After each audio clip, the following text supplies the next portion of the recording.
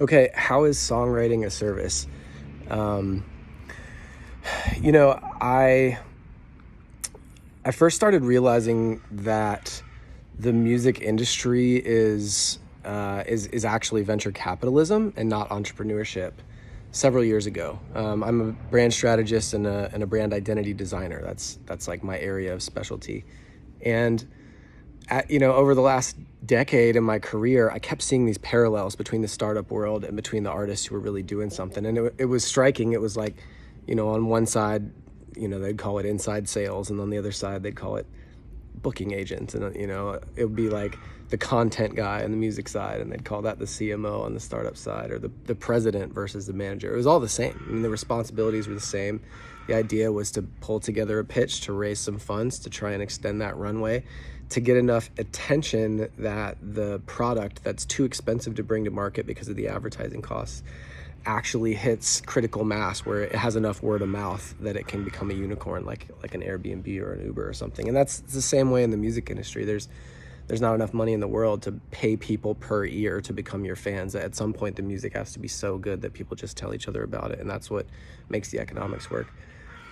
But I say all of that to say, so then in the startup world, it's really easy to answer the question, what is the problem? What's the customer's problem that this startup is solving? Or what's the luxury service they're providing? And that gets a little tricky with music, right? Because it's like, well, technically, are we solving a problem by writing songs? Maybe. Is music a luxury? I mean, my immediate thought is like, hell no, like hardly. I would die without music. But then I think, well, like recorded music's only about 100 years old. Humanity did all right prior to it.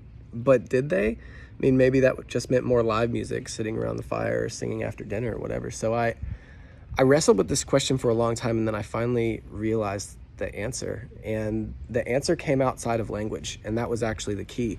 See, the thing about the reality that we live in is that the reality exists prior to and outside of the construct of language that we've created to help us navigate it. And so like the reality that we're all experiencing is actually primarily emotional.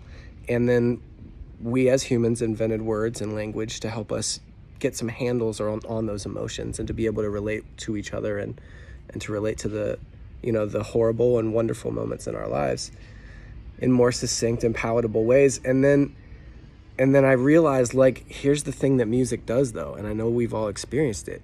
Music lets us get to places emotionally that we can't get to with language alone. And so songwriting then becomes this incredibly important discipline because we provide this service to help people be far more emotionally present during the more significant moments in their lives. I mean, we talk about music being the soundtrack to our lives, but what's the point of the soundtrack? The point of the soundtrack is to get you there emotionally in ways that you can't get to on your own. And so I'm looking for songwriters for this camp that I started, Summer Camp for Songwriters, who are really, really talented, but also who understand that songwriting ultimately is a service. We're in service of all of humanity. And eventually these songs are going to give people the chance to be more emotionally present and aware during those moments, good and terrible, in ways that'll make us feel more alive.